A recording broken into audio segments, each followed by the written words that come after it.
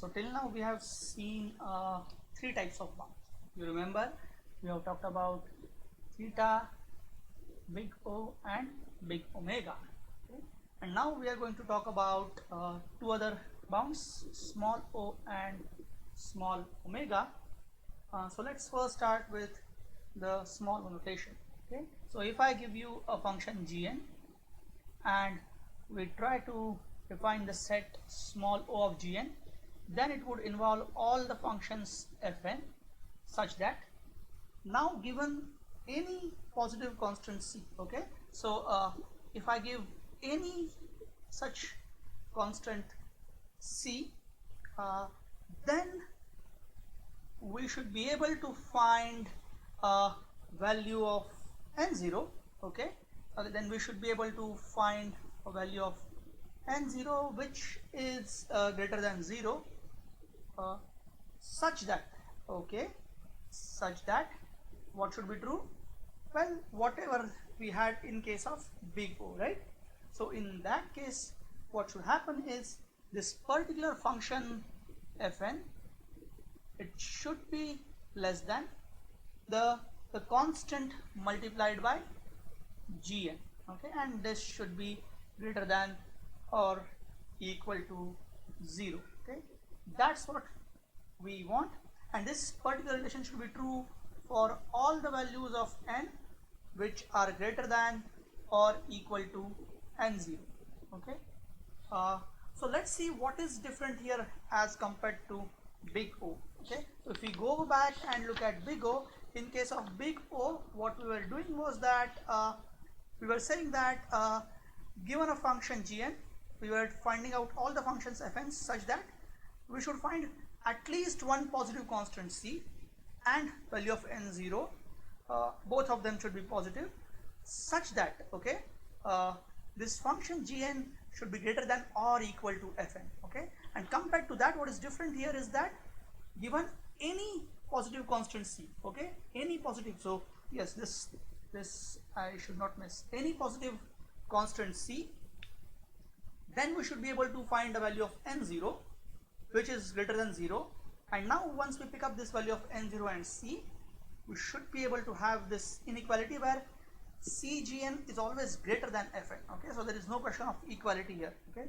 Our cgn should always be greater than fn for all the values of n greater than n0, okay. So what we mean is that as the value of n goes on increasing, the function fn should become insignificant, the function gn should dominate, okay. So you can put this in other words, that if I take the ratio of fn to gn and I look for very large values of n, so limit as n tends to infinity, in that case this should become insignificant, which means that this limit should come out to be 0, okay. So that's what is the small o notation. So now what we have is we have gn as upper bound on fn, but it's not tight, it's a loose upper bound, okay. For example, in the previous example that we have seen, n square belongs to small o of 2 raised to n, because limit as n tends to infinity, n square divided by 2 raised to n would be 0, okay. So that's the definition of big O. And now let's define, small o, and now let's define small omega of gn, okay. So it would be on similar lines. We have to find, we'll have all set of functions fn such that, well, given any positive constant c, we have to find n0 such that it is greater than 0, okay. And then we have to satisfy some inequality. What should happen in this case?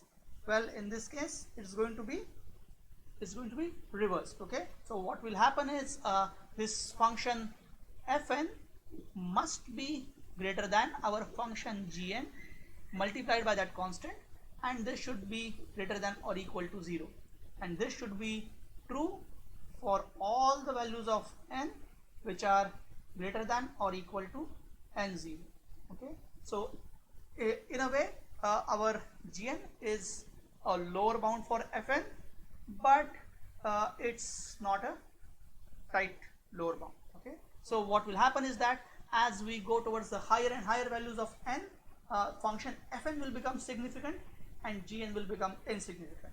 Okay, so in this case, if I take the ratio of Fn divided by Gn and I look at limit as n tends to infinity, well, they should come out to be infinity, because now Fn is going to dominate the ratio. Okay, so that's again the example, and now here we can just make it opposite. We'll say that now 2 raised to n belongs to small omega of n square. Okay, so n square is a lower bound on 2 raised to n, but it's not a tight lower bound. Okay, so that's about the small o and small omega notation, and in next video we will revise these notations.